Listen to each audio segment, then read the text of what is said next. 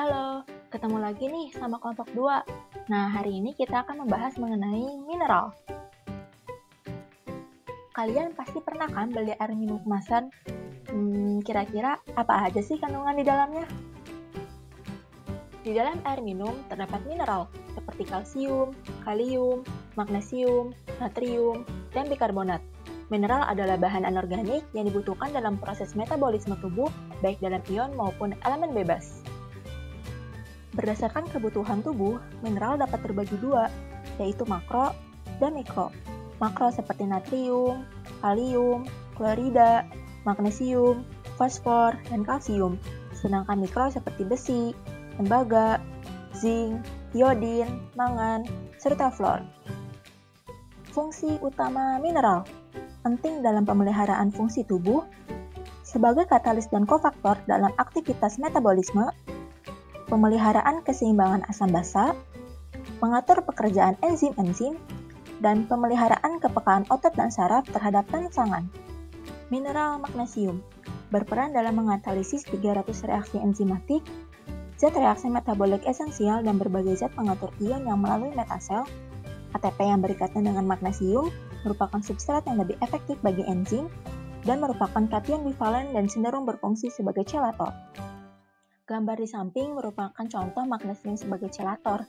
Magnesium berperan penting dalam reaksi pengasilan energi. Pompa natrium atau kalium yang mengatur konsentrasi elektrolit dalam sel dikontrol oleh ATP, sehingga keseimbangan elektrolit di dalam sel tergantung pada magnesium. Netralisasi ion negatif di luar sel. Magnesium terdapat secara khusus sebagai ion Mg2+.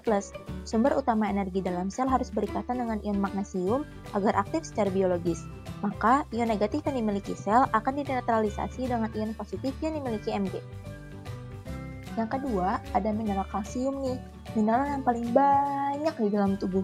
Memiliki struktur kristal kubus berpusat muka atau FCC, berfungsi dalam kontraksi otot, pembentukan tulang, serta koagulasi darah. Juga berfungsi sebagai pemecah glikogen dan aktivator siklus Krebs. Ion Ca2+ mengatur kontraksi otot dengan proses yang ditengahi oleh troponin dan tropomiosin yang meningkatkan sensitivitas terhadap kalsium. Selain itu, subunit dari troponin ini merupakan satu-satunya komponen pengikat ion Ca2+. Kontraksi otot terjadi karena meningkatnya konsentrasi ion Ca2+ setelah menerima impuls. Yang ketiga, ada mineral potasium atau kalium. Mendukung kinerja bagian syaraf dan otot, memiliki struktur kubus berpusat badan atau BBC, berfungsi sebagai kofaktor, contohnya piruvat kinase pada metabolisme karbohidrat, serta menjaga potensial membran sel. Sekarang masuk mikromineral nih, salah satunya adalah besi dengan simbol Fe. Fungsi utamanya membentuk hemoglobin. 80% dari total semua besi yang ada di dalam tubuh digolongkan menjadi besi fungsional. Di dalam tubuh itu ada yang berupa besi fungsional, berupa deposit, juga ada yang bersirkulasi di dalam tubuh. Besi fungsional, 65% diantaranya berperan sebagai komponen hemoglobin, karena dia mengikat oksigen pada sel darah merah. 10% diantaranya ditemukan pada mioglobulin, yaitu pigmen di dalam sel otot dan berfungsi mengikat oksigen yang bersifat statis, sedangkan 5% diantaranya ada di sitokrom. Ini adalah metabolisme dan transport dari besi. Jadi, besi diabsorpsi ke dalam tubuh, masuk ke dalam enterosit atau sel usus yang dibantu oleh vitamin C. Ketika sudah ada di dalam usus, ada dua kemungkinan, yaitu bisa tersimpan di enterosit dalam bentuk ferritin atau bisa masuk ke plasma hephaestin dan ferroportin. Besi yang sudah masuk ke dalam plasma akan bersirkulasi dalam keadaan terikat dengan transferin.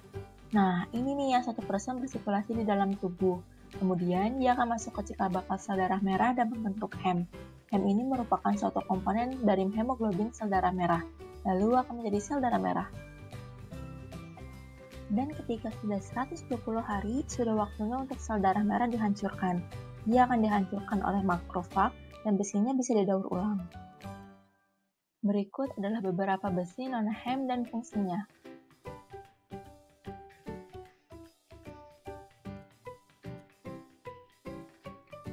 Mikromineral yang kedua adalah zinc, dibutuhkan untuk pembentukan substansi genetik dalam sel dan untuk reproduksi biologis, diperlukan dalam sintesis DNA dan RNA, merupakan bagian dari kurang lebih 200 metaloenzim.